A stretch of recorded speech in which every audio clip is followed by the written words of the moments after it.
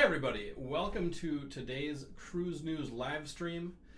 We had a pretty interesting story come out today from Carnival Cruise that I thought was worthy of getting on and talking to you guys about. And then we've got an update on a story that kind of blew me away that was a couple of days ago with the gentleman that was scaling the mooring line, trying to climb onto a Carnival cruise ship in Australia. Via the mooring lines. What a wild story. And then we have another story about a ship that everybody is so excited about, and some news coming out of that. I don't want to give it away quite yet. That's coming up here in just a second. So yeah, we have some interesting stories today. Going to go with three of them today, the three that I thought were the most interesting of the day. And let's start with actually some news from Royal Caribbean, the cruise giant Royal Caribbean.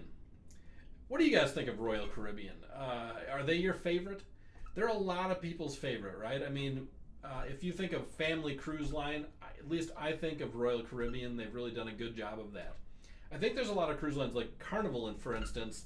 I think they would like it if people thought of them as a family cruise line.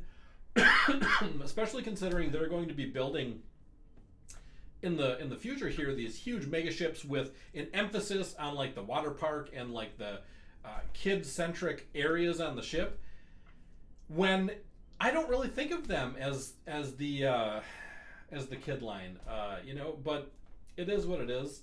I assume they have a plan to change people's perception. I assume they realize that people's perception, I think they're more of the party line than the family line. Like Norwegian and Royal Caribbean seem to have that family line vibe, whereas Carnival kind of has more of a party line vibe. That's just the way I see it, but who knows?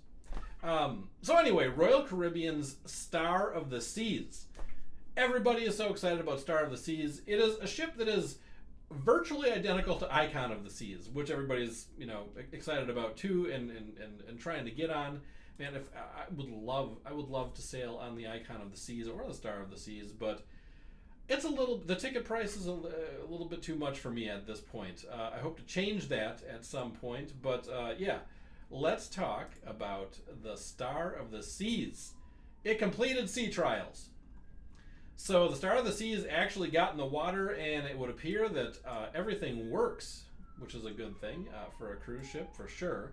Royal Caribbean International Star of the Seas has completed sea trials and returned to the Meyer Turkish shipyard on the morning of Tuesday, May 27th, according to an update shared by the shipbuilder. The ship spent a total of 8 days at sea, during which all systems were tested and successfully verified. They all worked. Thank goodness. When you spend like $1 billion on a cruise ship, it's nice when everything works. Let's see. These were the best sea trials I have ever participated in. That's a strong statement. There was a strong sense of team spirit throughout. Now it's time to focus on completing the remaining work on the ship. Debuting in August 2025, the Star of the Seas will be the second ship in the Icon class and will operate week-long sailings from Port Canaveral in Florida. Are you guys going to book yourselves a ticket on a sailing on the Star of the Seas as soon as possible? I know a lot of people are going for it. It is exciting. Royal Caribbean builds a good cruise ship.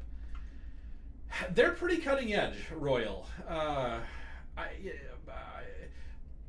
They're not really the underdog. You know what I'm saying? It's easier to root for the underdog, and Royal Caribbean is absolutely not the underdog. They've got their stock prices are absolutely huge. It's just a very successful company, and that's fantastic. But because of that, it makes me want to root for the little guy. The smaller cruise lines, and oddly enough, even like Carnival, I think would be smaller compared to Royal Caribbean and. Of course, Norwegian. But yeah, Virgin Voyages. Carnival or Royal Caribbean Cruise Line is going to be debuting the Star of the Seas in August 2025. Hey, I'm just going to plug really quick. My wife made an amazing ship tour video about the Star of the Seas. you guys should go check that out. I will try to leave a link in the description, but just go to the Embrace Today's channel. It'll be easy to find. Yeah, it's a great video. So let's move on to story number 2. All right, yeah, we're going to talk about this article came out today. Late cruise ship passenger, and it doesn't mean late in the terms of that he passed away. It's late in that he got back to the cruise ship late. Late cruise ship passenger wins Darwin Award nomination. So I don't. What is the source on this? This is Popkin, I think, is the name of the source. I'm not sure how much I trust this source. But this gentleman, or this source, I shouldn't assume it's a gentleman, is saying that the reason that the gentleman, you guys heard about this, right? I guess I should back up a little bit. The gentleman that was climbing the mooring lines. In fact, let's roll the video. Let's roll the video here. I think that's okay to do. This is a very, very entertaining interview. Who is this with?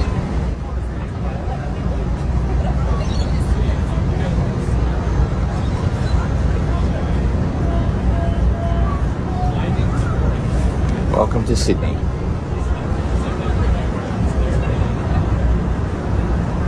But apparently this article is saying that the guy got back. Left his sunglasses on there. Letting him work, and that's why Let's be caught up. I'm not sure if I'm buying that. Maybe I was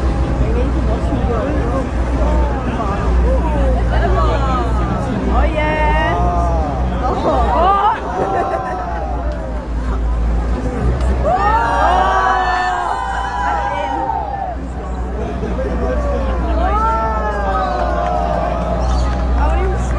Now we're all got a cheery. It's on the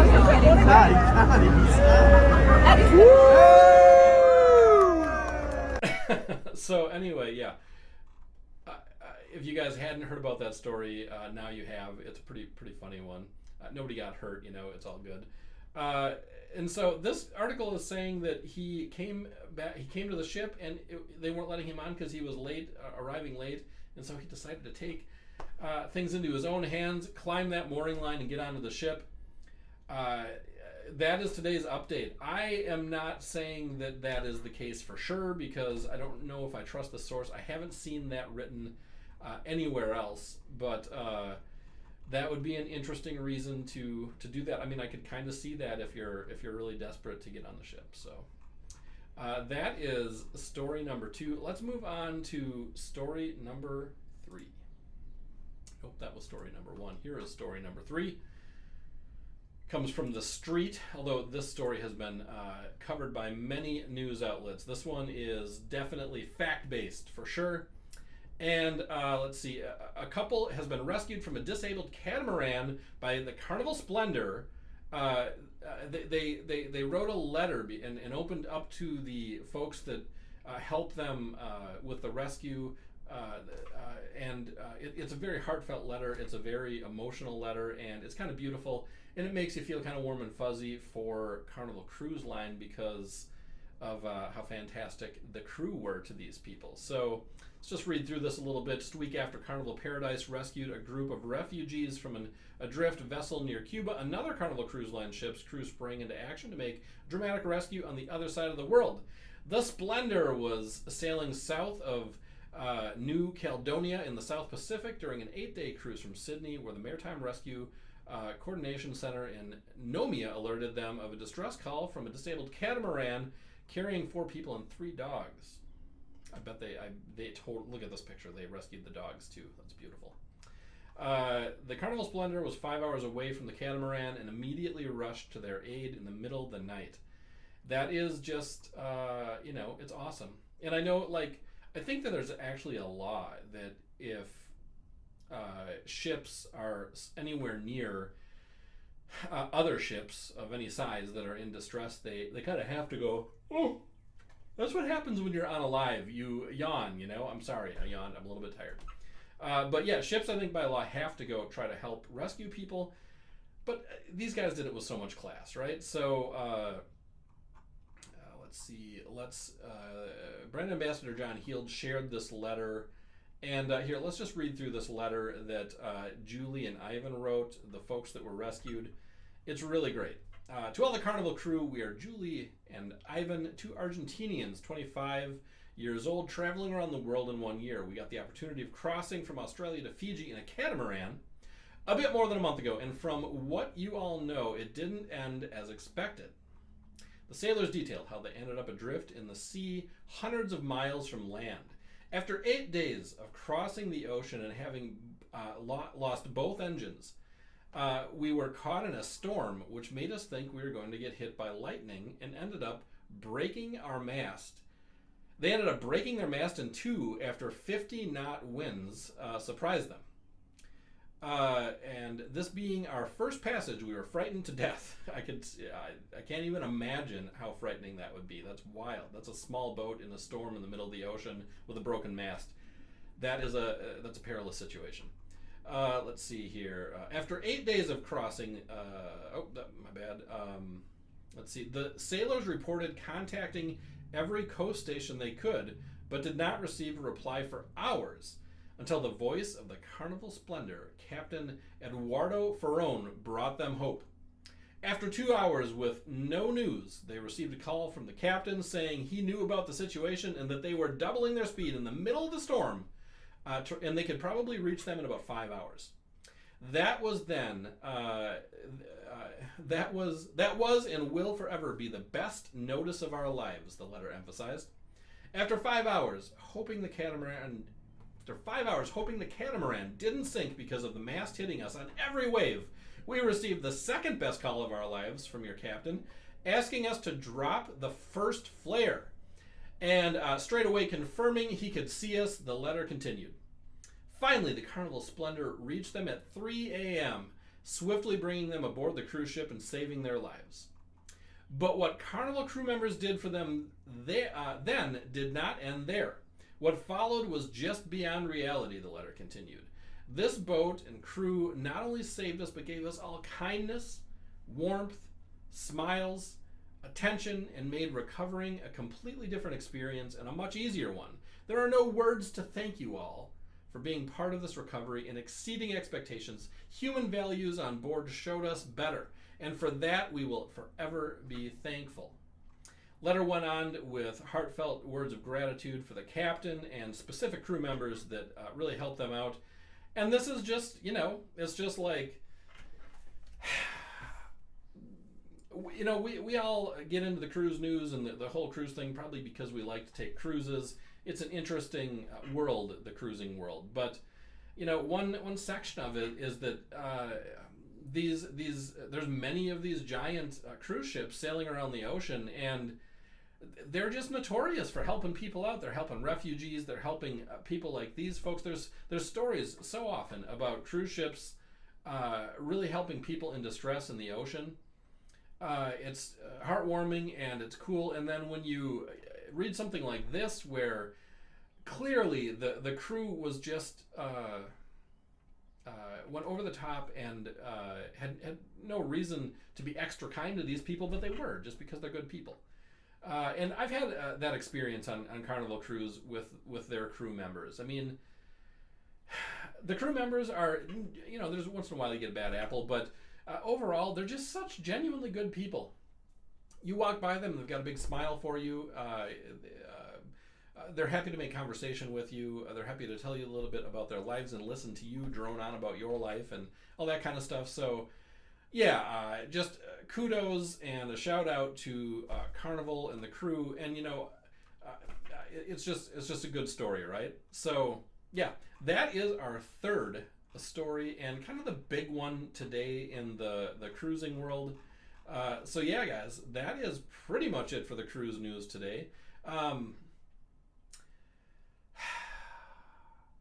It's not that often that you get a very positive story in the cruise news. It's usually about somebody being banned. I realize that's entertaining, or somebody breaking the rules or whatever. Usually you don't get the rescue kind of story.